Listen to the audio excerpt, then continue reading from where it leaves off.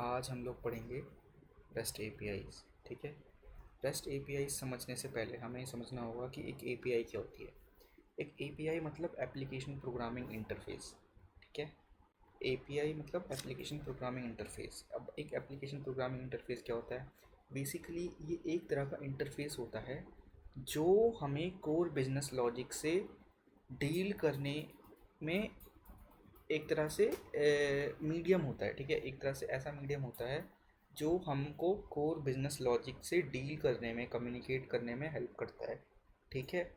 ये एक तरह का, मान लो, सोर्स कोड है जो या फिर सोर्स कोड के अलावा तुम इसको एक किसी भी सर्विस का ब्रेन भी मान सकते हो। ठीक है। किसी भी सर्विस का ब्रेन जो किसी भी सर्वर पर होस्टेड है, किसी भी रिमोटली होस्टेड सर्वर पे होस्टेड है। ठीक है। चलो, तो अब इसमें काफ़ी सारे कंपोनेंट्स होते हैं जो हमने पिछली क्लासेस में पढ़े थे। जैसे कि इसकी अगर 3 लेयर्स बताऊं तो controller layer, repository layer, service layer. ठीक है। इन सब के अलग अलग यूज़ केसेस हैं। ठीक है। चलो, तो एक as a back end developer आप लोग हमेशा कोई भी सर्विस को बनाने के लिए, कोई भी एक एप्लीकेशन क्रिएट करने के लिए, उससे पहले उसकी एपीआई बनती है। ठीक है। अब उस एपीआई को बनाने के लिए आपको स्टैंडर्ड्स पता होने चाहिए। ठीक है। एपीआई बनाने के, अब वो एपीआई बनाने के स्टैंडर्ड्स क्या होते हैं? वो रेस्ट एपीआईज होते हैं। ठीक है। रेस्ट मतलब रिप्रेजेंटेशनल स्टेट ट्रांसफ़र। ठीक है। अब इन सब का, इन सब स्टैंडर्डाइजेशन को समझने की क्या ज़रूरत है? सबसे पहले इन सब स्टैंडर्डाइजेशन को समझने की ये ज़रूरत है कि आप कभी भी किसी भी एप्लीकेशन पर काम करोगे तो वहाँ पे आप ये मेक श्योर करोगे कि वो industry practice, best industry practices follow कर रही है या नहीं। क्योंकि आप किसी कंपनी में मान लो काम कर रहे हो। ठीक है। अभी आप काम कर रहे हो तो आपने आप अगर किसी एक pre defined set of rules को फॉलो करोगे, ठीक है, कि आपने किस तरीके से ये चीज़ बनाई है, आपने सिस्टम किस तरीके से बनाया है, क्या रूल्स फॉलो कर कर बनाया है, वो अगर आपने पहले से ही कोई pre defined set of rules follow करा तो नेक्स्ट जो डेवलपर है, मान लो आपने कुछ टाइम बाद वो जॉब छोड़ दी, तो वो नेक्स्ट डेवलपर जो आएगा उसको उसको सिस्टम को समझने में ज़्यादा टाइम नहीं लगेगा और वो उसमें जल्दी काम स्टार्ट कर पाएगा। एक तो पहला ये। और दूसरी एक और इम्पॉर्टेंट चीज़ कि आप कभी भी अपना सिस्टम मान लो बना रहे हो, मान लो तुम अपना स्टार्टअप ही कर रहे हो। ठीक है। तुम अपने एक एप्लीकेशन बना रहे हो। अब वो एप्लीकेशन स्केलेबल हो, ये चीज़ तुम खुद ढूंढने जाओगे, मतलब इसके तरीके। ठीक है। मान लो तुमने स्टार्ट करा डेवलप करना और तुमने सोचा कि यार मैं तो अपने नए रूल्स डिफाइन करूँगा और उस हिसाब से मैं एक बढ़िया स्केलेबल सिस्टम बनाऊँगा। ठीक है। चलो, तुमने ये डिसाइड कर लिया। ठीक है। चलो, फिर तुमने कोड करना स्टार्ट करा। अब तुम्हारा main purpose as a startup owner क्या है कि तुम मैक्सिमम जो भी अपना आइडिया है वो एग्जीक्यूट करो, फिर उससे पैसे कमाओ। ठीक है। प्रॉफिट जनरेट हो उससे कुछ। ठीक है। कुछ रेवेन्यू जनरेट हो। अब अगर तुम अपना सारा टाइम सिर्फ सिस्टम को स्केलेबल और नई नई चीज़ें ढूंढने में लगा दोगे तो तुम अपने एक्चुअल बिजनेस में को लॉजिक पे कैसे फोकस करोगे? ठीक है। इसीलिए रेस्ट एपीआईज है, इसलिए स्टैंडर्डाइजेशन है, जिस जो आप पहले समझ लो और फिर उसके अकॉर्डिंग ही सारी चीज़ें बनाओ। ठीक है। ताकि आप अपना मैक्सिमम टाइम अपने कोर बिजनेस लॉजिक को दे पाओ, ना कि आप बाकी चीज़ों को टाइम दे रहे हो, बाकी चीज़ों में अपना टाइम वेस्ट कर रहे हो। ठीक है। ठीक है। चलो, और और भी कुछ कुछ क्वेश्चंस हैं। जैसे कि जब कोई रेस्ट एपीआई या फिर कोई कोई भी एपीआई डिज़ाइन करता है तो कुछ कुछ प्रॉब्लम्स आती हैं, कुछ कुछ क्वेश्चंस होते हैं। जैसे कि यहाँ पे कुछ मैंने लिख रखा है नोट्स में। तो पहला कि जब भी आप कोई भी रिसोर्स डिफाइन करते हो, कोई भी यूआरएल बनाते हो, तो उसमें आप जो है उस रिसोर्स को, उस यूआरएल को आप प्लूरल रखोगे उसको या फिर सिंगुलर, ठीक है। एक ये क्वेश्चन होता है, जैसे कि यहाँ पे स्लैश बुक्स रखें या स्लैश बुक रखें। या फिर अगर आप किसी भी चीज़ को अपडेट करो, किसी भी रिसोर्स को अपडेट कर रहे हो सर्वर पर, तो आप कौन सा मेथड यूज़ करोगे, पुट मेथड या पैच मेथड, ठीक है। या फिर अगर मान लो कोई आपको एक ऐसा एक्शन परफॉर्म करना है कि वो आप ना ये नहीं समझ पा रहे कि वो चीज़ मेरे किस मेथड के अकॉर्डिंग डिफाइन हो सकती है।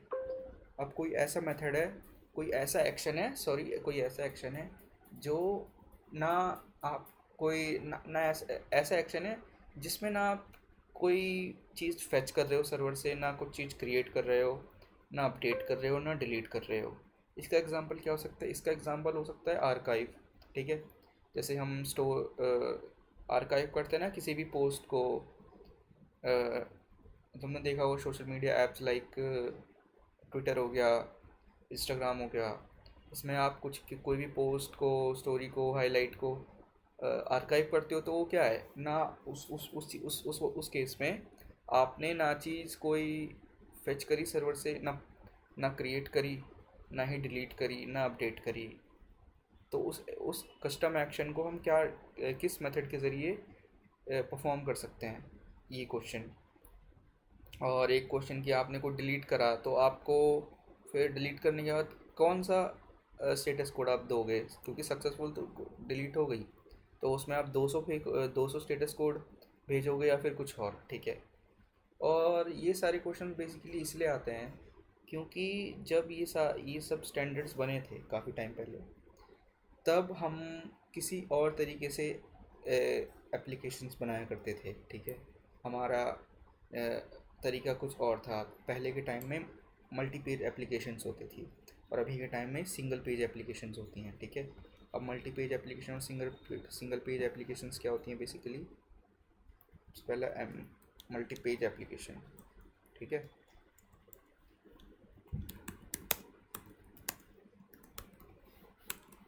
ठीक है, मल्टी पेज एप्लीकेशन बेसिकली एक ऐसी एप्लीकेशन जो एक मिनट, इसमें मल्टी पेज एप्लीकेशन और सिंगल पेज एप्लीकेशन,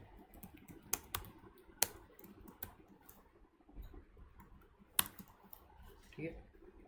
तो इसमें इन दोनों में फ़र्क क्या है बेसिकली? अगर मैं इसका फ़र्क बताऊं तो सबसे पहले आपने क्या करा, आपके मान लो कोई भी आपकी वेबसाइट है, ठीक है।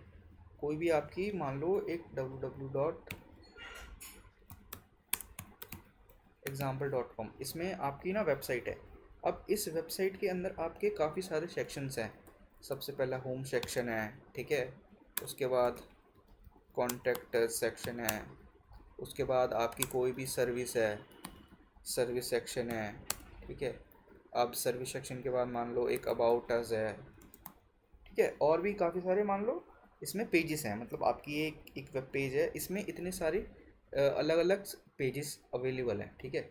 आप होम पेज पे कुछ कुछ चीज़ रेंडर कर रहे हो, ठीक है। कॉन्टैक्ट अस पे आप अपना जो भी है कॉन्टैक्ट डिटेल्स दे रहे हो, या फिर कुछ भी आपको ईमेल भेजना हो, मैसेज भेजना हो, वो हो सकता है। सर्विस पे कुछ कोई भी आप अपने एप्लीकेशन के हिसाब से कोई भी पर्टिकुलर सर्विस आप किसी भी यूज़र को प्रोवाइड कर रहे हो। अबाउट अस में आप बता रहे हो कि हम क्या करते हैं एज अ कंपनी, ठीक है। तो पुराने टाइम में क्या होता था कि जब भी कोई यूज़र कुछ भी रिक्वेस्ट करता था किसी भी मान लो ये वेब पेज है, मतलब ये पूरी एप्लीकेशन है, ये एप्लीकेशन किसी भी सर्वर पे होस्टेड है, किसी भी सर्वर पर होस्टेड है, ठीक है। अब ये सर्वर पे इसका पूरा सोर्स कोड स्टोर्ड होगा, ठीक है। और ये लिसन कर रही होगी रिक्वेस्ट के लिए। और जैसे ही कोई यूज़र इसको जैसे ही कोई यूज़र इसको रिक्वेस्ट करेगी, ठीक है। जैसे ही कोई यूज़र इस सर्वर को रिक्वेस्ट करेगा, तो अगर वो मल्टीपेज एप्लीकेशन है तो ये जितनी भी पेजेस हैं एक बार में उठेंगे और सब एक साथ चले जाएंगे यूज़र के पास, ठीक है।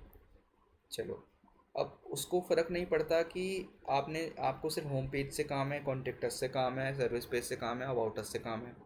वो सारी की सारी पूरा का पूरा एप्लीकेशन उठाएगा और यूज़र के पास भेज देगा। ठीक है, पहले के टाइम में ऐसे चीज़ें काम करती थी, लेकिन अब हम रिएक्ट यूज़ करते हैं। ठीक है, अब हम रिएक्ट यूज़ करते हैं, रिएक्ट जेएस एप्लीकेशन बनाने में। ठीक है, तो इससे होता क्या है, अब इससे हम सिंगल पेज एप्लीकेशंस बनाते हैं। इसका मतलब क्या है सिंगल पेज एप्लीकेशंस का? सिंगल पेज एप्लीकेशंस का मतलब ये है कि आपको जो पेज की ज़रूरत है, आप सिर्फ वो पेज सर्वर से फेच करोगे और उसको अपने स्क्रीन पे रेंडर करके आप काम करना स्टार्ट करोगे। ठीक है, अगर मान लो मैं इस वेबसाइट पे गया तो ठीक है, होम/होम, ठीक है, मैं इस वेबसाइट पे जाना चाहता हूँ example.com/home पे। इसका मतलब क्या है, मैं सिर्फ होम पेज को एक्सेस करना चाहता हूँ। ठीक है, तो अब मैं जब सर्वर के पास जाऊँगा, सर्वर के पास जाके मैं इस वाले यूआरएल पे रिक्वेस्ट भेजूँगा, तो सर्वर सिर्फ होम पेज के का ही बंडल मेरे को वापस भेजेगा। ठीक है, ठीक है, चलो, और बाकी चीज़ें वो अपने पास स्टोर करके रखेगा। समझ गए? चलो, इतना समझ गए। तो इससे क्या हो गया, इससे ना चीज़ें मतलब हर चीज़ स्केलेबल हो गई। सर्वर, अब तुम ये सोचो कि तुम्हारे पास अभी 1 लाख यूज़र है। अब 1 लाख यूज़र को तुम पूरी की पूरी एप्लीकेशन एक बार में उठाकर दे रहे हो, उसने जबकि मांगी भी नहीं है। तो वो कितना ज़्यादा, मतलब एक तरह से वेस्ट ऑफ रिसोर्स है। ठीक है, तुम्हारी कुछ ना कुछ बैंडविड्थ जाती है। ठीक है, कुछ ना कुछ एनर्जी लगती है। ठीक है, और इतना सर्वर मान लो लोड ही नहीं उठा पा रहा, उस फिर अगर लोड नहीं उठा पाएगा तो सर्वर क्रैश कर जाएगा। समझ गए? तो ये सारे स्टैंडर्ड्स जो हैं वो पुराने टाइम में मल्टी पेज एप्लीकेशंस के टाइम बने थे। ठीक है, ठीक है, चलो, इतना समझ गए।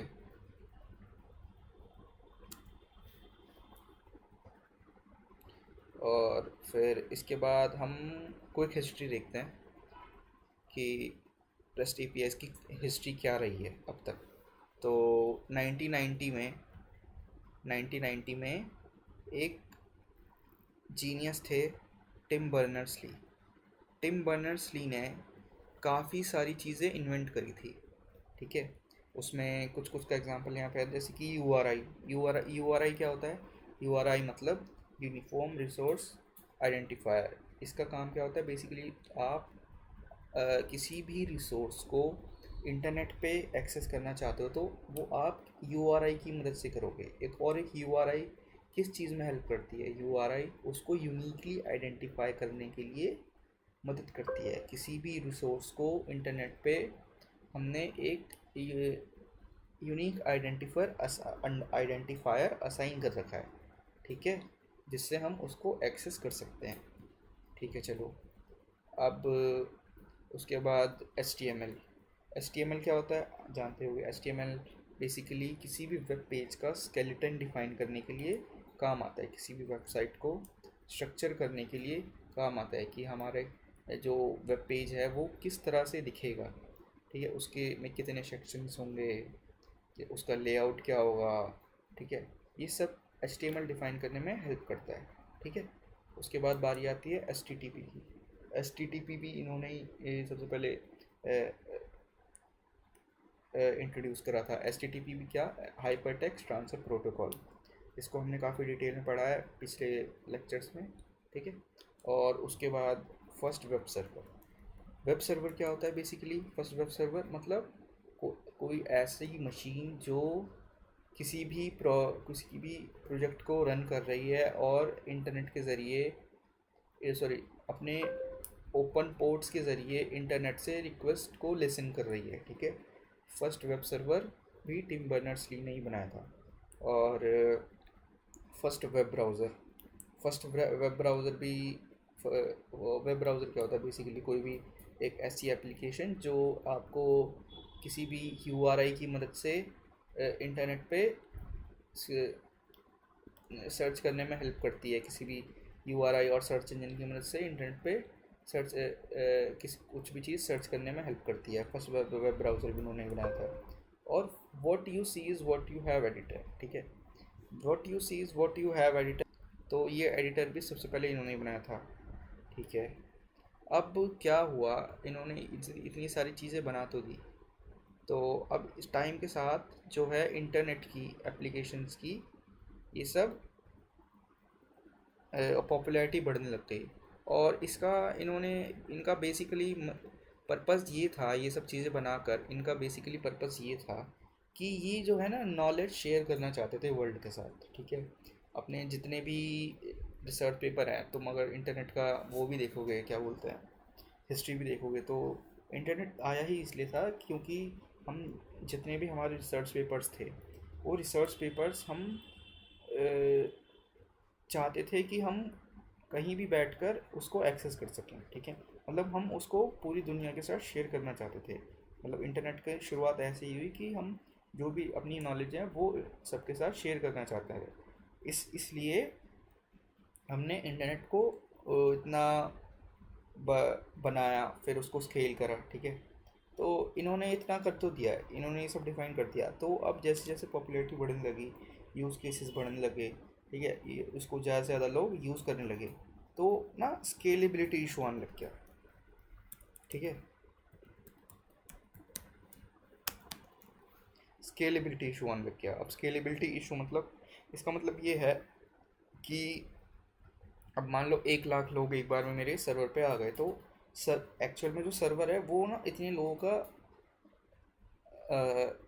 लोड हैंडल ही नहीं कर पाता। इतने लोग एक साथ जब रिक्वेस्ट करें तो वो हैंडल ही नहीं कर पा रहा था, ठीक है। तो उसके बाद एक बंदा था रॉय फील्डिंग करके, रॉय फील्डिंग फिर आए 1993 में, अराउंड 1993 में, ठीक है। 1993 में फिर इन्होंने क्या करा, इन्होंने basically S T T P को स्टैंडर्डाइज करा। किसके साथ? विथ टिम बर्नर्स-ली, ठीक है। इन्होंने रॉय फील्डिंग जो थे, इन्होंने स्केलेबिलिटी को हैंडल करने के लिए, मतलब जो हमारे जितना भी इंटरनेट का आर्किटेक्चर है, जो भी वेब एप्लीकेशन का आर्किटेक्चर है, उस वो स्केलेबिलिटी कर पाए, ठीक है। जितने भी इतने सारे यूज़र्स हैं उन सबको हैंडल कर पाए एक बार में, तो उन्होंने क्या करा, एच को स्टैंडर्डाइज करा, और जितनी भी काफ़ी सारे रूल्स उन्होंने डिफाइन करे कि ताकि हम सब ताकि हमारी एप्लीकेशन जो है वो स्केल कर पाए। इन्होंने कौन सा version H T T P का स्टैंडर्डाइज करा था? बेसिकली उन्होंने करा था एच टी टी पी 1.1। मैंने बताया था ना पिछले लेक्चर्स में, अगर तुम्हें याद हो, उसमें काफ़ी सारी चीज़ें इंट्रोड्यूस हुई थी। तो वो जो स्टैंडर्डाइजेशन आई थी वो टिम बर्नर्स-ली और रॉय फील्डिंग ने ही इंट्रोड्यूस की थी, ताकि हमारा जो सिस्टम है, जो भी आर्किटेक्चर है, वो स्केल कर पाए, ठीक है। तो अब इन्होंने काफ़ी सारे रूल्स डिफाइन करे थे। इनका बेसिकली इन्होंने कुछ नहीं करा था, इन्होंने काफ़ी सारे रूल्स डिफाइन करे थे, और इन्होंने एक पेपर लिखा था। उस पेपर का लिंक यहाँ पे नोट्स में हुआ दिखाता हूँ मैं तुम्हें, ये रहा। उन्होंने ये पेपर लिखा था 1993 में, फील्डिंग डायरेक्शन, ठीक है। इसका तुम जा सकते हो, इसके चैप्टर 5 में इन्होंने रेस्ट रिप्रेजेंटेशनल स्टेट ट्रांसफ़र, ये पूरा, अगर तुम बैकएंड डेवलपमेंट करना चाहते हो, तुमको एक बार ये पेपर, रिसर्च पेपर ज़रूर रीड करना चाहिए, ठीक है। क्योंकि फिर तुम्हें इससे थोड़ा हिस्ट्री के कंटेक्स्ट का आइडिया पड़ेगा कि एक्चुअल में क्या क्या प्रॉब्लम्स थे, हमने उसको कैसे सॉल्व करा, क्या क्या नई चीज़ें इंट्रोड्यूस हुई, ठीक है। तो ठीक है। और फिर इन्होंने काफ़ी सारे रेस्ट के लिए, मतलब रेस्ट एपीआई में इन्होंने काफ़ी सारे रूल्स डिफाइन करे, ठीक है। जैसे कि सबसे पहला है क्लाइंट सर्वर। अब क्लाइंट सर्वर का मतलब क्या है? इन्होंने कहा कि हम जो भी एप्लीकेशन बनाएंगे, हम अब जो भी एप्लीकेशन बनाएंगे वो basically client server model follow करनी चाहिए, ठीक है। क्लाइंट सर्वर मॉडल क्या होता है वो मैंने तुम्हें बताया था पिछली क्लासेस में भी। क्लाइंट सर्वर मॉडल बेसिकली हमारा एक यूज़र है, और जो हमारी एप्लीकेशन कहीं भी होस्टेड है, वो सबसे पहले अलग अलग होंगे, ठीक है। क्लाइंट बेसिकली कोई एक ऐसा इंटरफेस होगा जिसकी मदद से कोई भी यूज़र रिमोटली बैठ के सर्वर पे रिक्वेस्ट भेज सकता है, और सर्वर फिर उसको प्री डिफाइंड रूल के ज़रिए उसकी रिक्वेस्ट को फुलफ़िल करेगा, ठीक है। इससे सेपरेशन ऑफ कंसर्न भी सॉल्व होते हैं, ठीक है। और उसके बाद इन्होंने बोला था कि स्टेटलेस होना चाहिए आर्किटेक्चर। अब स्टेटलेस का मतलब क्या होता है? स्टेटलेस का हमने पहले बताया था कि क्या बोलते हैं, सर्वर जो भी है, जो भी सर्वर हम बना रहे हैं, वो एक रिक्वेस्ट के बाद, वो रिक्वेस्ट को फुलफ़िल करने के बाद उस यूज़र को याद करके नहीं रखेगा। Server must forget about the user after the fulfilment of request, ठीक है। इसको हमने प्रीवियस रिक्वेस्ट में काफ़ी अच्छे से पढ़ा, सॉरी, इसको हमने प्रीवियस लेक्चर्स में काफ़ी अच्छे से पढ़ा है, ठीक है। और इन्होंने एक चीज़ और अगला रूल था कैशेबल। इन्होंने कैशिंग कैशिंग का कॉन्सेप्ट लाए थे। कैशिंग बेसिकली क्या होती है? कैशिंग बेसिकली हम कोई भी एक पर्टिकुलर इन्फॉर्मेशन जो है एक जगह स्टोर करके रख लेते हैं, ताकि उसको हम दोबारा से फेच ना करें फ्यूचर में। इसका मतलब क्या है? कोई भी ऐसी इन्फॉर्मेशन जो टाइम के साथ चेंज नहीं हो रही है, मतलब मतलब उतना फ्रीक्वेंटली वो इन्फॉर्मेशन चेंज नहीं हो रही है, तो हम ऐसी इन्फॉर्मेशन को जो है वो कैश करके रख लेते हैं, ठीक है। और अगर वो इन्फॉर्मेशन सर्वर पे चेंज हुई होगी, तभी हम वो वापस फेच करेंगे, वरना हम उसी इन्फॉर्मेशन को यूज़ करेंगे, ठीक है। तो इन्होंने बोला था कि अब हर हर रिसोर्स को हम को एक्सप्लिसिटली डिफाइन करना पड़ेगा, क्या वो कैश करके रखनी है या वो कैश करके नहीं रखनी, ठीक है। क्या वो कैश करके रखनी है या वो कैश करके नहीं रखनी, इन्होंने ये बोला था इस रूल के अकॉर्डिंग। और एक चीज़ और होती है यूनिफॉर्म इंटरफेस। उन्होंने बोला था यूनिफॉर्म इंटरफेस होना चाहिए, ठीक है। यूनिफॉर्म इंटरफेस बेसिकली इसको, इसके अंदर भी काफ़ी सारी चीज़ें होती है अगर यूनिफॉर्म इंटरफेस में समझाऊँ तो। जैसे कि रिसोर्स, यूनिफॉर्म इंटरफेस एक रूल है। इस रूल के अंदर 4 कंस्ट्रेंट है बेसिकली। इस रूल के अंदर 4 कंस्ट्रेंट है। उन कंस्ट्रेंट को जब फॉलो करोगे तो ये रूल फॉलो होगा, ठीक है। जैसे कि पहला है आइडेंटिफिकेशन, रिसोर्स आइडेंटिफिकेशन, और है रिसोर्स रिलेशन,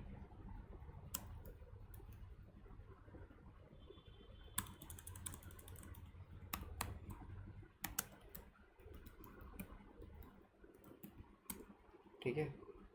और है सेल्फ डिस्क्रिप्ट, और चौथा है hypermedia as the engine of,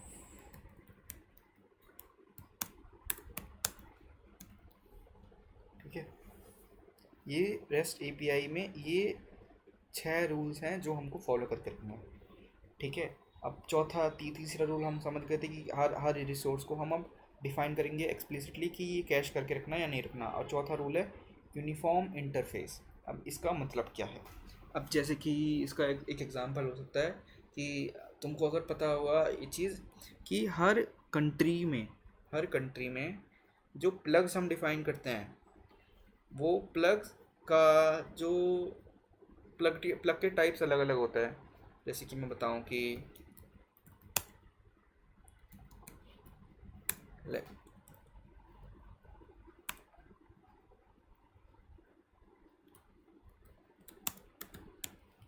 electricity का जो प्लग होता है हमारे यहाँ कुछ ऐसा होता है, ठीक है। हमारे यहाँ कुछ ऐसा होता है, ठीक है। और लेकिन अगर मैं तुम किसी और कंट्री में देखोगे, जैसे कि मान लो यूएसए, तो यूएसए में ऐसा प्लग होता है, ठीक है। यूएसए में ऐसा प्लग होता है, ऐसा ऐसा प्लग होता है, समझ रहे हो?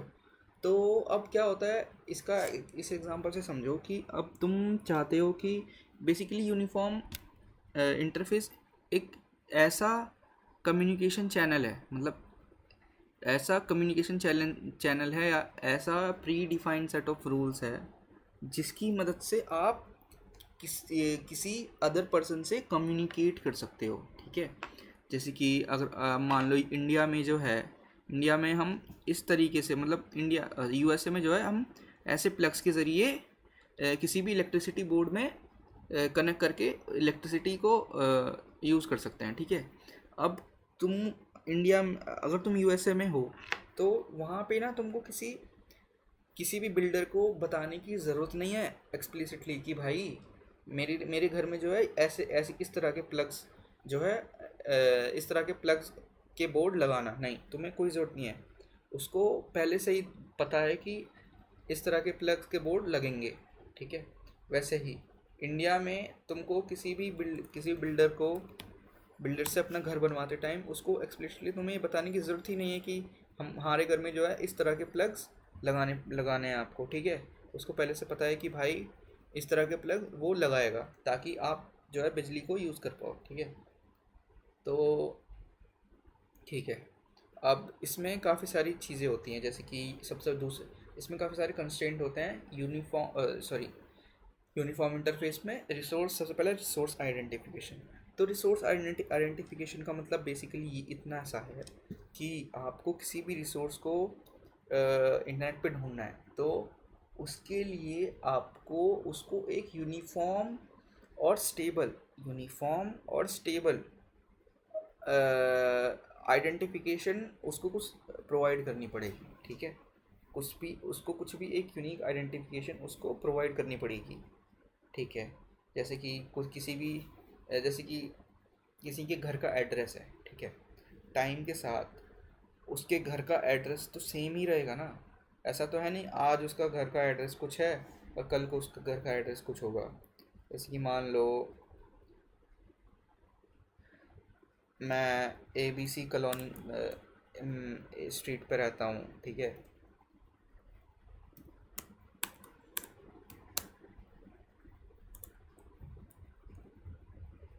रोहिणी मान लो, ठीक है।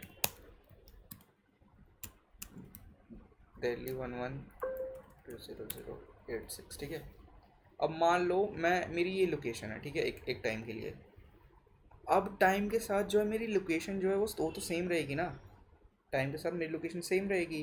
अब मेरे घर का, समझ रहे हो, मैं मेरे को किसी को भी बताना पड़ेगा अपने घर का एड्रेस तो मैं उसको ये एड्रेस दे दूंगा, ख़त्म बात, ठीक है। अब इस सेम एड्रेस के दो घर तो नहीं हो सकते, इस सेम एड्रेस के दो घर तो नहीं हो सकते, ठीक है। तो वो एक तरह से रिसोर्स आइडेंटिफिकेशन है, मतलब एक तरह से मेरा घर मान लो एक रिसोर्स है और ये उसकी आइडेंटिफिकेशन है, ये एड्रेस, ठीक है। तो इसी तरह से हमको इंटरनेट पे कोई भी रिसोर्स को एग्जिस्टेंस में लाना है तो उसको हम एक यूनिक रिसोर्स आइडेंटिफिकेशन देना पड़ेगा, ठीक है। और दूसरा है ये रिसोर्स मैनिपुलेशन थ्रू रिप्रेजेंटेशन। अब इसका मतलब ये है कि कोई भी मान लो, जैसे कि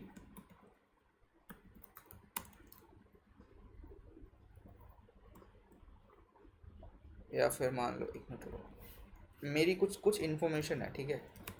मान लो नेम स्टोर्ड है, एज स्टोर्ड है, ठीक है, कॉलेज स्टोर्ड है, ठीक है। ये सारी इन्फॉर्मेशन ना किसी सर्वर पे स्टोर्ड है, ठीक है। किसी सर्वर पे ये सारी इन्फॉर्मेशन स्टोर्ड है, ठीक है। अब मान लो ये सारी इन्फॉर्मेशन को ना मेरे को अपडेट करना है। अब ये अपडेट मैं कैसे करूँगा? बताओ।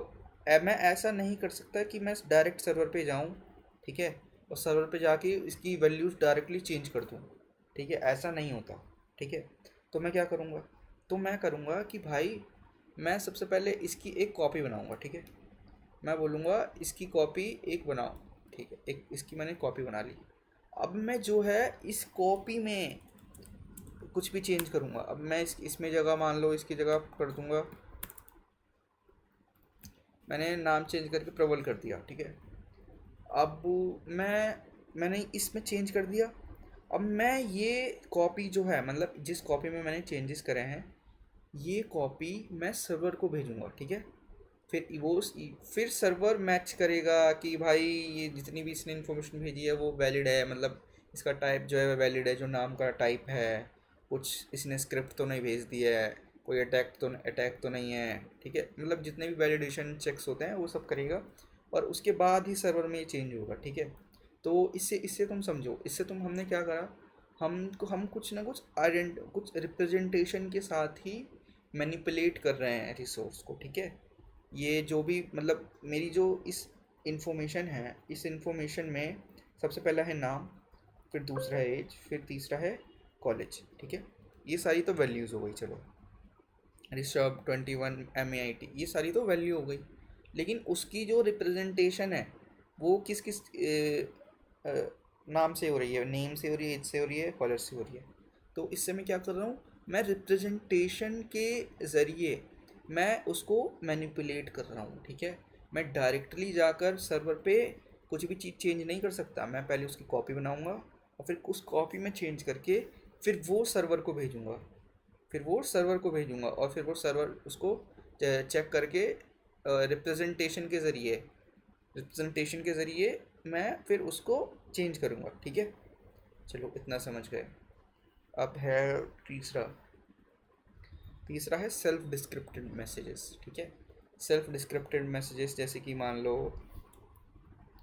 तुम अपना ना कोई एक भी पैकेज मंगाया, तुमने इसको थोड़ा सा एनालॉजी से समझेंगे। कोई भी अमेज़ोन का पैकेज मंगाया तुमने, ठीक है।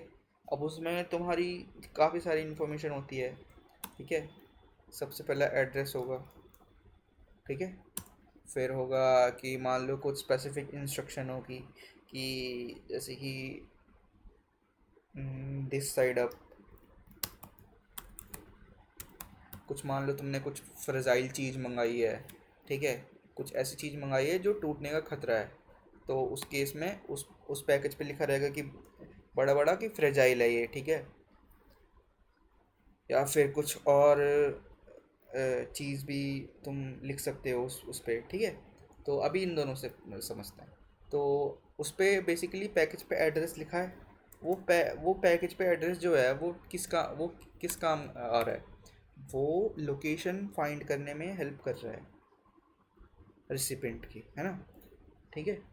तो इसको अगर हम अपने तरीके से समझें तो वो क्या करता है, कोई भी रिसोर्स का लिंक, कोई भी यूआरएल, जैसे कि मान लो मेरा कुछ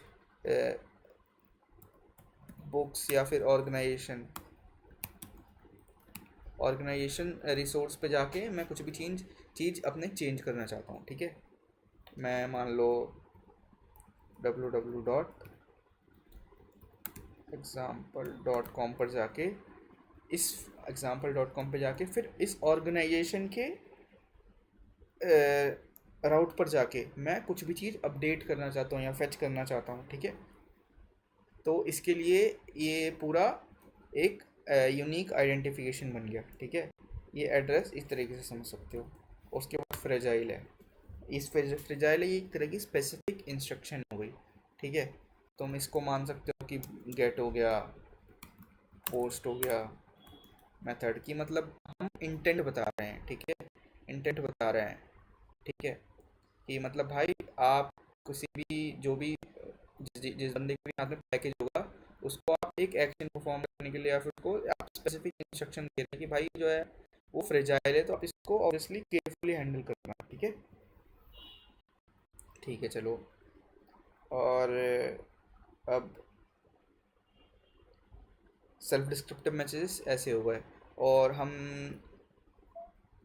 और भी चीज़ें होती हैं, जैसे कि हम स्टेटस कोड्स होते हैं ना, तो मैंने बताया था जैसे कि हर एक्शन के बाद हम कुछ एक स्पेसिफिक रिस्पॉन्स के या फिर स्पेसिफिक कंडीशन के अकॉर्डिंग ही जो है स्टेटस कोड्स प्रोवाइड करते हैं। जैसे कि सक्सेस हो गया, सक्सेस के लिए हम 200 सीरीज़ का स्टेटस कोड प्रोवाइड करते हैं। 200 सीरीज़ के स्टेटस कोड भेजते हैं। कोई सर्वर में इशू होगा तो हम 500 सीरीज़ के स्टेटस कोड भेजेंगे, ठीक है। कोई भी रीडायरेक्शन होगा तो हम 300 सीरीज़ के स्टेटस कोड भेजेंगे। कोई भी सर्वर का इशू होगा, सॉरी क्लाइंट का इशू होगा, तो हम 400 सीरीज़ का स्टेटस कोड भेजेंगे।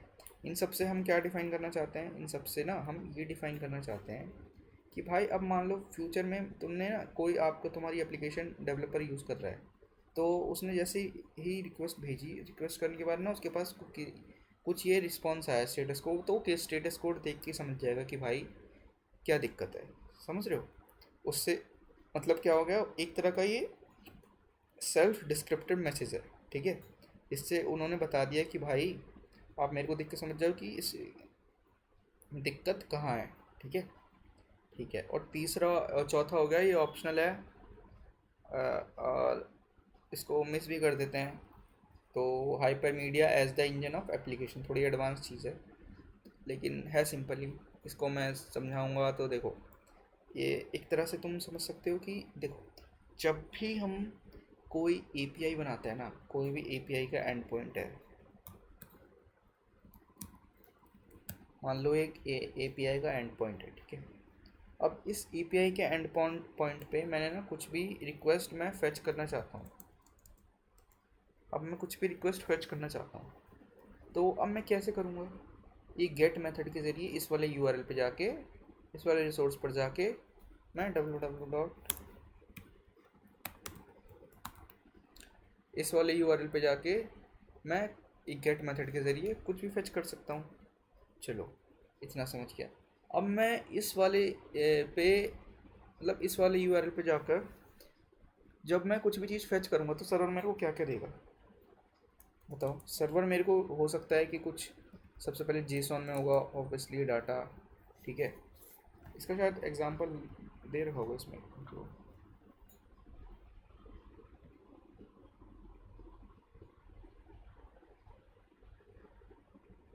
हाँ देखो, ये रहा जेसॉन।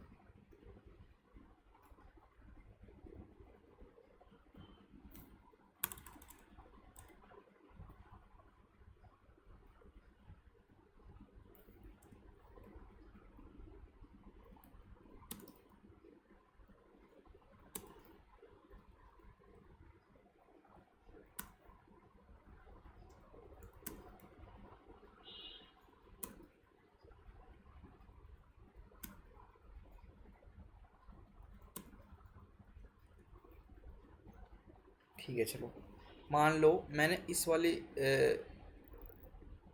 यूआरएल पे जाके मैंने कुछ भी इस आईडी 42 की मदद से, मतलब इस आईडी 42 की मदद से मैं कुछ भी इंफॉर्मेशन फेच करना चाहता हूँ। ठीक है, इस आईडी 42 की मदद से, जैसे कि मैंने पिछली राउटिंग वाले क्लास में बताया था कि ये राउट्स हम कैसे डिफाइन करते हैं, और उसका मतलब को कुछ जब एक स्पेसिफिक इन्फॉर्मेशन भेजनी पड़ती है गेट रिक्वेस्ट के साथ, तो हम कैसे भेजते हैं उसको, हम पाथ पैरामीटर्स की मदद से भेजते हैं। तो यहाँ पे हम आईडी 42 की इन्फॉर्मेशन फेच करना चाहते हैं, मान लो।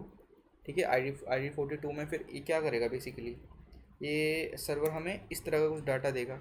सर्वर हमें जब इस तरह का डाटा देगा तो इसमें क्या क्या है बेसिकली, एक तो ये एक ही बेसिक डाटा है कि भाई ये जो है इसकी आईडी, सबसे पहला हमने जो फेच करी, इस आईडी से जो भी असाइंड नाम है, जैसे कि यहाँ पे प्रिया शर्मा, या फिर और स्टेटस कोड की ये जो एक्टिव है या इनएक्टिव है, जो भी है। ठीक है, चलो ये सारी इन्फॉर्मेशन तो हो गई, लेकिन hypermedia as the engine of application state क्या, इसका मतलब क्या होता है?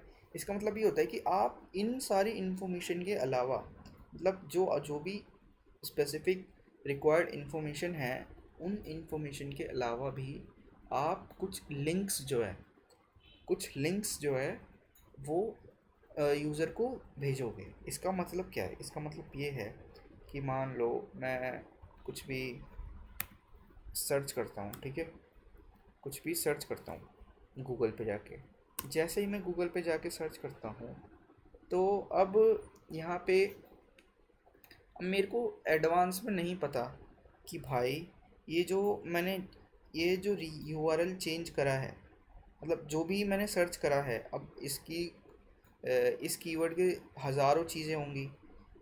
तो जो हज़ारों चीज़ें हैं उनको ही मान लो यहाँ पे HTTP मैंने सबसे पहले सर्च करा, ठीक है। HTTP के रिलेटेड मेरे को अब इमेजेस चाहिए, ठीक है। अब तुम मान लो ये एप्लीकेशन के गूगल का जो एप्लीकेशन है, इस इंजन जो भी है, वेब पेज, तुम इसके मालिक हो, ठीक है। अब तुम समझो, इस पॉइंट ऑफ व्यू से सोचने की कोशिश करो। अब तुम ऐसा क्या तरीका है कि अब कोई भी यूज़र आए यहाँ पे सर्च करे, अब वो यूज़र सर्च करेगा और तुमको, अगर मान लो वो उसको उसको ना इमेजेस सर्च करनी है स्पेसिफिकली, तो वो जाएगा सबसे पहले इमेजेस के सेक्शन पे क्लिक करेगा। अब ऐसा तो है नहीं कि भाई यहाँ पे हर यूज़र जो आएगा हर बार एक ही कीवर्ड सर्च करेगा, अब कुछ भी कर सकता है, ठीक है। अब वो कुछ भी कर सकता है। तो अब रिएक्ट मान लो सर्च करा, ठीक है, कुछ भी सर्च कर लिया। अब ऐसा तो है नहीं कि अब तुम हर चीज़ को यहाँ पे हार्ड कोड करके रख सकते हो, ठीक है। हर चीज़ को, मतलब ये जो जो भी मतलब जब भी तुम इमेजेस के बटन पे क्लिक करोगे तो कुछ ना कुछ नया नए रिसोर्स के साथ चीज़ें खुलेंगी, ठीक है, नए रिसोर्सेज के साथ चीज़ें खुलेंगी। अब ऐसे गेस करो कि तुमने इस यहाँ पे हर चीज़ हार्ड कोड करके रख रखी होती, यहाँ पे हर चीज़ हार्ड कोड करके, तो फिर तो काम की है ही नहीं, क्योंकि ज़रूरी थोड़ी है कि यूज़र जो है वो तुम्हारी मर्ज़ी से कुछ भी टाइप करे और फिर सर्च करे, नहीं ना। तो ऐसे केस में ही ये चीज़ें होती हैं, डिफाइंड होती हैं कि आप अब कुछ भी, मान लो मैंने सर रिक्वेस्ट भेजी किसी भी यूआरएल पे, अब वो यूआरएल पे सिर्फ बॉडी के अलावा, मतलब कुछ इन्फॉर्मेशन के अलावा भी कुछ लिंक्स आप उसको प्रोवाइड करोगे। ये लिंक्स बेसिकली क्या डिफ़ाइन करते हैं, ये लिंक्स बेसिकली डिफ़ाइन करते हैं या फिर बताते हैं कि आप नेक्स्ट आपका एक्शन क्या हो सकता है, नेक्स्ट प्रोबेबल एक्शन, समझ रहे हो, नेक्स्ट प्रोबेबल एक्शन, ठीक है, कि आप इसके बाद क्या क्या कर सकते हो, ठीक है। इस ये चीज़ तुम तब ज़्यादा समझोगे जब तुम किसी एक एप्लीकेशन पे काम करोगे।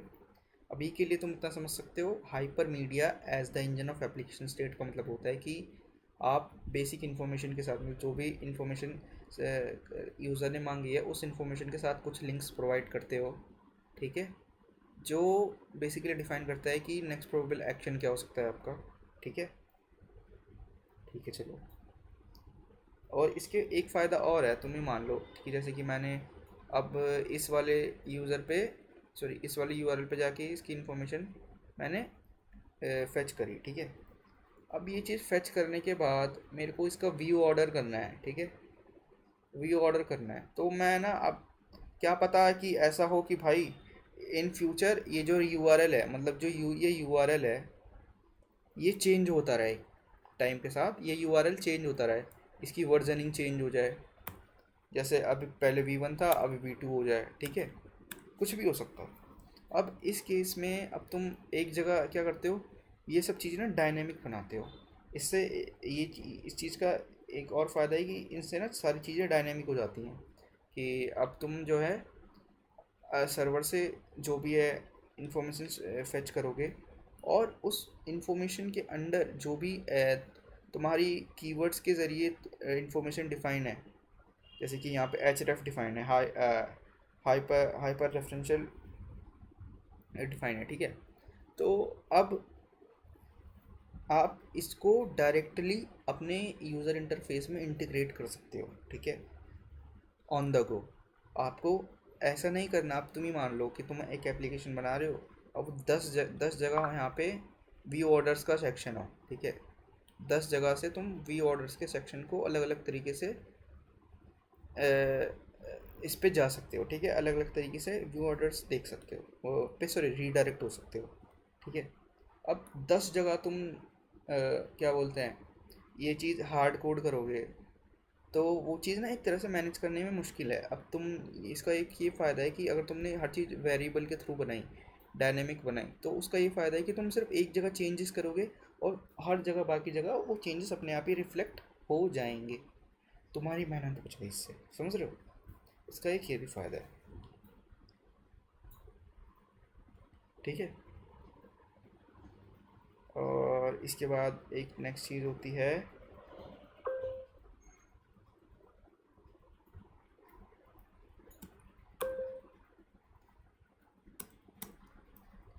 इसके बाद नेक्स्ट चीज़ होती है लेयर्ड सिस्टम। ठीक है, इन्होंने बोला कि भाई अब जब रेस्ट एपीआई से आप कुछ भी चीज़ बनाओगे, ठीक है, तो अब आप ना लेयर्स के बीच, मतलब आप एक सिस्टम बना रहे हो, तो जो सिस्टम है ना वो एक ऐसे नहीं होगा कि पूरा एक सिस्टम है उसमें हर चीज़ एक बार में ठूस दी, ठीक है, एक बार में डाल दी हर चीज़, का लॉजिक एक ही जगह लिख दिया। नहीं, अब आपको ना हर चीज़ लेयर वाइज करनी पड़ेगी, ठीक है। जैसे कि लेयर वन हो गया, लेयर टू, लेयर थ्री, ठीक है।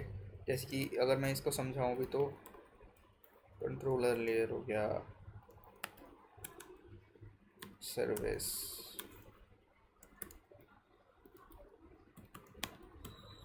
रिपॉजिटरी लेयर, ठीक है।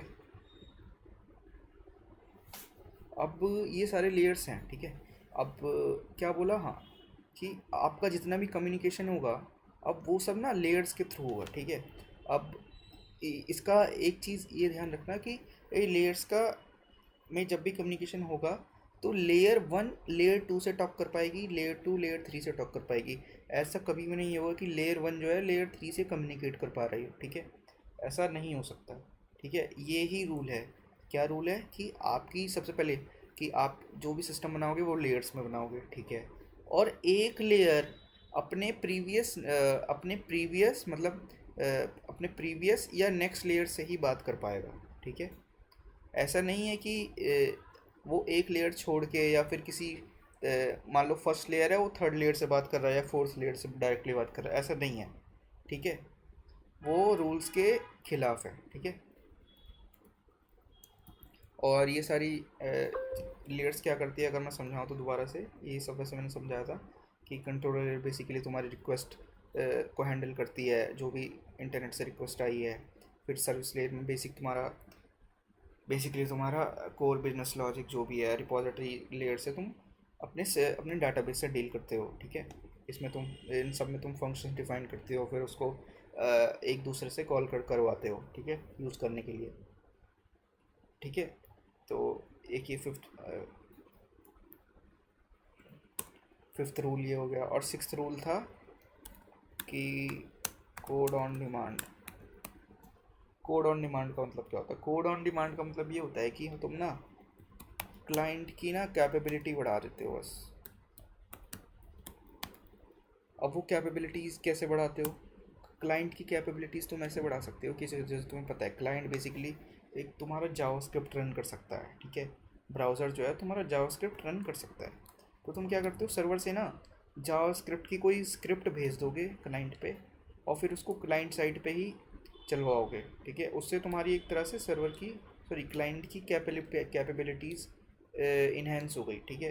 एक तरह से क्लाइंट की कैपेबिलिटीज़ इन्हेंस हो गई, ठीक है। अब तुम उस स्क्रिप्ट की मदद से कुछ भी करवा सकते हो क्लाइंट साइड पे ही, समझ रहे हो?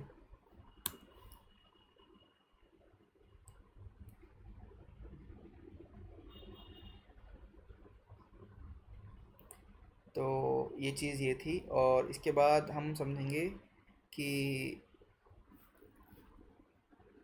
तो इससे तुम अब तक समझ गए होगे कि रेस्ट एपीआईज में क्या क्या रूल्स थे। इसके बाद हम थोड़ा चलो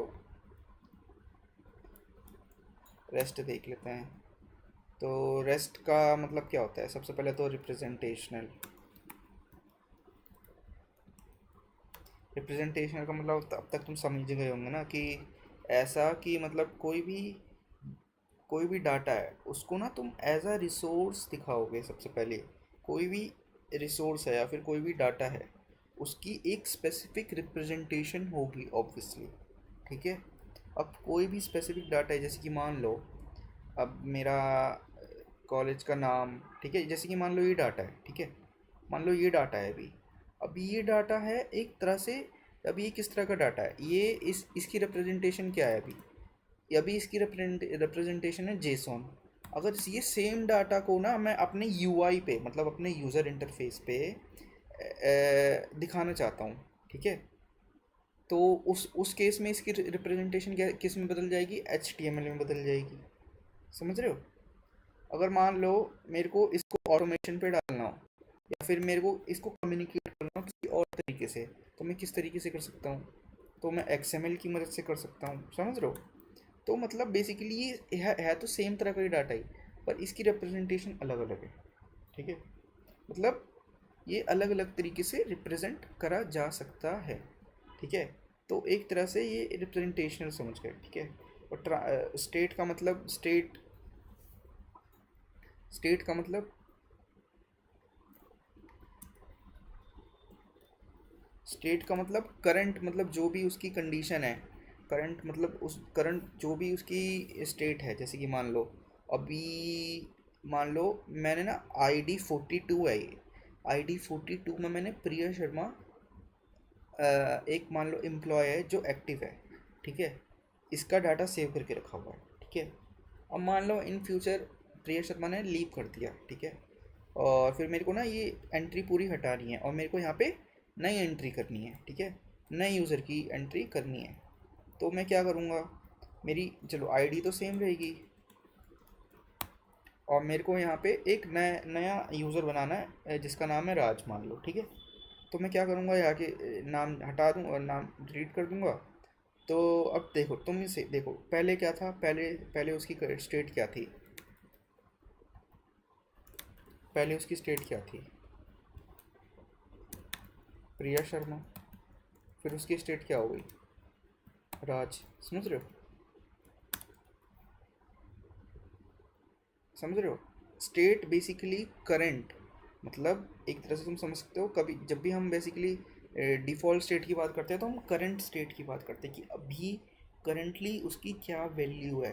तो इसकी मदद से हम अब जब भी इस यूआरएल पे जाके डाटा फेच करेंगे तो ये डाटा आएगा, राज का डाटा आएगा। ऐसा नहीं होगा कि प्रिया शर्मा का डाटा आ रहा है, नहीं ऐसा नहीं होगा, ठीक है?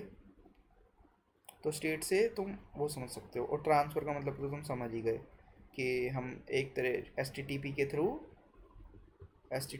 थ्रू जितनी भी स्टेट है, मतलब इस रिप्रेजेंट किसी भी स्टेट को, मतलब किसी भी कंडीशनल डाटा को किसी भी रिप्रेजेंटेशन के अंडर किसी भी रिप्रेजेंटेशन के अंडर ट्रांसफ़र कर रहे हैं एच प्रोटोकॉल के थ्रू। समझ गए? रिप्रेजेंटेशनल स्टेट ट्रांसफ़र क्या होता है, ठीक है? ये रेस्ट की फुल फॉर्म है बेसिकली, इतना समझ गए? इसका मैं थोड़ा शॉर्ट में और बता दूँ। रिप्रेजेंटेशन का मतलब तुम उसको किसी भी एक स्पेसिफिक रिप्रेजेंटेशन में लिख रहे हो, ठीक है? उसको शो कर रहे हो। और स्टेट का मतलब उसकी कोई बेसिकली कंडीशन, मतलब उसकी करंट स्टेट, ठीक है? किसी भी कंडीशन के अकॉर्डिंग उसकी वैल्यूज़ क्या क्या हैं, ठीक है? और तीसरा ट्रांसफ़र। इसका मतलब, इस रेस्ट का मतलब ये होता है कि हम कोई भी स्पेसिफिक डाटा कोई भी स्पेसिफिक डाटा किसी एक स्पेसिफिक रिप्रेजेंटेशन में, कोई भी एक स्पेसिफिक डाटा मतलब स्टेट किसी भी एक स्पेसिफिक रिप्रेजेंटेशन के ज़रिए किसी भी एक रिप्रेजेंटेशन में किसी भी प्रोटोकॉल के थ्रू, जैसे कि मान लो HTTP प्रोटोकॉल के थ्रू ट्रांसफ़र कर रहे हैं, ठीक है? रेस्ट का मतलब ये होता है, ठीक है? तो इतना हम समझ गए। आप ये सब चीज़ें दोबारा नोट से भी देख सकते हो, काफ़ी इजी वे में एक्सप्लेन कर रखी है, ठीक है? अब बारी आती है URL डिज़ाइन करने की, ठीक है? जैसे कि मैंने बताया था कि जैसे कि मैंने बताया था कि हमको क्या क्या सवाल आते हैं दिमाग में। जैसे कि सबसे पहला कि जो भी URL होता है, जो भी यूनिफॉर्म रिसोर्स लोकेटर होता है, ठीक है? URL या URI, जो भी आप बोलना चाहो, वो हम कैसे डिफ़ाइन करते हैं? मतलब किस तरीके से बनाना चाहिए हमें, कि हम उसको प्लूरल नाउन्स की तरीके से डिफ़ाइन करें या फिर सिंगुलर की? तो यहाँ पे जवाब है, हमेशा जब भी आप URL बनाते हो तो उसको प्लूरल डिफ़ाइन करें, ठीक है? इसका मतलब क्या है? जैसे कि मान लो आप ना कोई भी आपकी वेबसाइट है, ठीक है? आपका उसमें एक रिसोर्स है ऑर्गेनाइजेशन करके, ठीक है? ऑर्गेनाइजेशंस करके, ठीक है? अब उसमें बेसिकली आपको क्या करनी है, आपको ना अपनी आप और जितनी भी ऑर्गेनाइजेशंस हैं उन सब की इंफॉर्मेशन स्टोर करके रखनी है। या फिर मान लो एक ना गवर्नमेंट की वेबसाइट है, ठीक है, गवर्नमेंट की वेबसाइट है जहाँ पर जितनी भी एक पर्टिकुलर स्टेट में, मान लो दिल्ली में जितनी भी कंपनीज़ है ना, उन सब की डिटेल्स उस वेबसाइट पे मिल जाएंगी, ठीक है। तो अब क्या करेगी वेबसाइट बनाने वाली कंपनी, जो भी वेबसाइट वो बनाएगा वो क्या करेगा, वो एक राउट डिफाइन करेगा ऑर्गेनाइजेशंस करके, ठीक है। उसमें वो सारी कंपनीज की, मतलब दिल्ली के अंदर जितनी भी कंपनीज है, जितनी भी ऑर्गेनाइजेशंस हैं, उन सब की इंफॉर्मेशन वो लिखेगा, ठीक है। अब उसको वो कैसे स्टोर करके रख सकता है, वो उसको obviously as an array of object store करके रखेगा, ठीक है। अब उसके अंदर उसने चलो सब सारी ऑर्गेनाइजेशन की डिटेल स्टोर कर ली, और फिर इसके बाद तुम ये भी समझो कि हर ऑर्गेनाइजेशन जिसको वो स्टोर करके रखा है उसको एक पर्टिकुलर आईडी डिफाइन होगी उसकी, ठीक है। एक पर्टिकुलर यूनिक आइडेंटिफिकेशन नंबर उसको अलॉट होगा जिसकी मदद से हम उसको सर्च कर सकते हैं, ठीक है। तो अब क्या करेंगे हम, उसको हमको यूआरएल डिफाइन करना है। तो यूआरएल कैसे डिफाइन करेंगे, हम स्लैश ऑर्गेनाइजेशन स्लैश उसकी पर्टिकुलर आईडी, हम ऐसे कभी भी डिफाइन नहीं करेंगे, ठीक है। ये सिंगुलर हो गया, हम उसको हमेशा एज अ प्लूरल डिफाइन करेंगे, ठीक है। ये थंब रूल की तरह याद रखना, क्योंकि ऐसा हो सकता है कि कभी तुम्हारे पास अ, कोई या तो ऑर्गेनाइजेशन है ही नहीं, ठीक है। अब एरे है, अब एरे में ऐसा हो सकता है तुम्हारा ज़ीरो ऑब्जेक्ट है, ठीक है, कोई भी एंट्री है ही नहीं, ठीक है। ऐसा, या फिर हो सकता है 100 एंट्री हो, 10 एंट्री हो, 1000 एंट्री हो, ठीक है, कुछ भी हो सकता है। तो अगर तुम ऑर्गेनाइजेशंस लेकर चलोगे तो तुम सारे केसेस को फॉलो करोगे, क्योंकि ज़रूरी थोड़ी है कि जैसे कि मान लो तुम एक ऑर्गेनाइजेशन भी मान लो फेच कर रहे हो, तो इसका मतलब क्या है, जब भी अगर तुम इसका मतलब क्या है, इस वाली यूआरएल का मतलब क्या है, अगर मैं समझाऊँ तो इस वाले यूआरएल का मतलब है कि एक लिस्ट ऑफ ऑर्गेनाइजेशंस हैं, मतलब एक लिस्ट ऑफ ऑर्गेनाइजेशंस हैं जिसमें मैं पर्टिकुलरली इस वाली आईडी की ऑर्गेनाइजेशन की डिटेल्स मांग रहा हूँ, समझ रहे हो। अगर मैं ऐसा कर दूंगा तो क्या होगा, ऐसा मतलब मैं प्लूरल की जगह सिंगुलर कर दूंगा, तो इसका मतलब मैं क्या क्या बोलना चाह रहा हूँ कि कि एक ऑर्गेनाइजेशन है जिसके अंदर एक ऑर्गेनाइजेशन है, मतलब एक ही तो ऑर्गेनाइजेशन है और उसके अंदर भी ऑर्गेनाइजेशन, मतलब समझ रहे हो। हम ऐसी वर्ड्स का, ऐसे वर्ब्स का, ऐसे नाउन्स का यूज़ करते हैं जो टिपिकल सेंस बनाए, हम जब उसकी बात भी करें, ठीक है, जब हम उसको सिर्फ रीड भी करें ना, तो एक सेंस बनाए दिमाग में कि हाँ यहाँ पे कुछ ऐसा हो रहा होगा अंडर द हुड, समझ रहे हो। तो अब समझ लेना कि जब भी तुम कोई भी लिस्ट स्टोर करोगे तो उस यूआरएल को, उस रिसोर्स को सिंगुलर की जगह प्लूरल डिफाइन करोगे, ठीक है। ठीक है, समझो। अगर मान लो अब एक चीज़ और दूसरी चीज़, ऑब्वियसली यूआरएल में कभी भी तुम स्पेस नहीं कर सकते, ठीक है। लेकिन अगर तुम्हें किसी भी रिसोर्स में मल्टीपल वर्ड्स है वो, ठीक है, पहली बात मल्टीपल वर्ड्स है, अब वो मल्टीपल वर्ड्स तुम कैसे लिखोगे, ऑब्वियसली तुम यहाँ पे स्पेस नहीं लिख सकते। तो instead of using anything like underscore या फिर कुछ और चीज़ यूज़ करने की जगह तुम हमेशा हाइफन यूज़ करोगे, ठीक है, हमेशा हाइफन यूज़ करोगे, ठीक है, बस इतना। और तीसरा और सबसे इम्पोर्टेंट, ऑलवेज थिंक हायरार्कीली। इसका मतलब क्या है, जैसे कि तुम फॉरवर्ड स्लैश के बाद कुछ भी देखते हो ना, जैसे कि ऑर्गेनाइजेशंस के बाद यहाँ पे फॉरवर्ड स्लैश के बाद यहाँ पे एक चीज़ है ऑर्ग आईडी, मतलब ऑर्गेनाइजेशन की आईडी, ठीक है। तो यहाँ पे इसका मतलब क्या है, बेसिकली कुछ भी ऑर्गेनाइजेशन की आईडी होगी ऑब्वियसली, समझ रहे हो। तो इसका मतलब क्या है, इसका मतलब ये है कि एक ना, सबसे पहले यहाँ देखो, सबसे पहले एक ऑर्गेनाइजेशंस करके रिसोर्स है, ठीक है। तो ये क्या कर सकता है, ये बेसिकली सारी ऑर्गेनाइजेशंस की लिस्ट स्टोर करके रख सकता है। चलो ठीक है, समझ गए। अब हम इस लिस्ट के अंदर एक स्पेसिफिक ऑर्गेनाइजेशन आईडी को सर्च कर रहे हैं। ठीक है, चलो हमने सर्च कर ली। अब इस स्पेसिफिक ऑर्गेनाइजेशन के अंदर हमको कुछ प्रोजेक्ट उनको दिया है। मान लो कोई एक कंपनी है, कोई एक स्पेसिफिक ऑर्गेनाइजेशन जिसको दिल्ली गवर्नमेंट ने कोई प्रोजेक्ट या टेंडर दिया है। ठीक है, तो अब हम उसके अंडर के टेंडर को ढूंढेंगे, प्रोजेक्ट को ढूंढेंगे। ठीक है, तो बेसिकली यहाँ पे एक प्रोजेक्ट्स करके राउट डिफाइन है, जिसमें हम उसको कितने प्रोजेक्ट्स उसको असाइंड है। ठीक है, मतलब एक लिस्ट आएगी प्रॉपर। ठीक है, कितने मतलब पूरी लिस्ट चाहिए जितने प्रोजेक्ट्स उसको असाइंड है।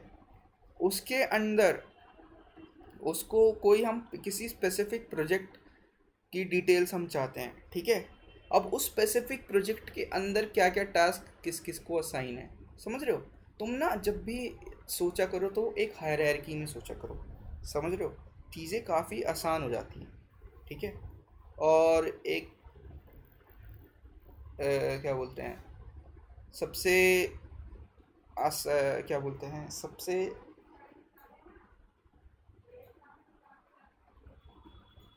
इग्नोर्ड चीज़ एक तरह से तुम बोल सकते हो कि हम जब भी कोई यूआरएल डिफाइन करते हैं तो उसको हमेशा स्मॉल केस लेटर्स में ही डिफाइन करते हैं। ठीक है, ठीक है। और अब तुम्हारे पास एक असाइनमेंट है कि अब तुम्हें एक, अब तक हमने जितना भी पढ़ा, हमने एच टी टी पी पढ़ लिया, हमने राउटिंग पढ़ ली। ठीक है, हमने अब रेस्ट ए पी आईज भी पढ़ ली। ठीक है, क्या क्या बेस्ट प्रैक्टिसेस होती हैं। अब तुम्हारा एक काम है कि अब तुम कहीं भी किसी भी डॉक्यूमेंटेशन को खोलो। जैसे कि मान लो अगर तुम जावास्क्रिप्ट में कोड कर रहे हो तो एक्सप्रेस जेएस की मदद से तुम कोई भी सर्वर बना सकते हो। ठीक है, अब तुम किसी भी